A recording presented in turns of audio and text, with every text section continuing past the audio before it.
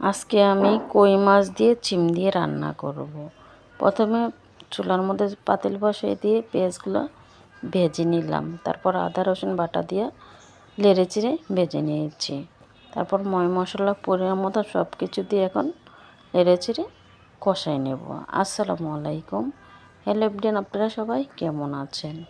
তারপর আমি পিঁড়িটা ধুয়ে একটু পানি দিয়ে দিলাম। তারপর ওগুলো কষাই নিলাম। তারপর আমি সিম আলু দিয়ে ভালো করে নেড়ে চেড়ে নিচ্ছি।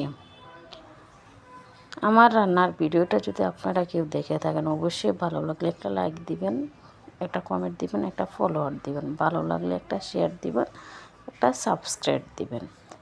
এই যে তারপর আমি গরম পানি দিয়ে দিলাম।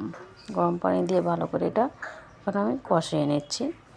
তো রান্না প্রায় হয়ে গেছে, কারণ আর মাছগুলো দিয়ে দিলাম, দিয়ে ভালো করে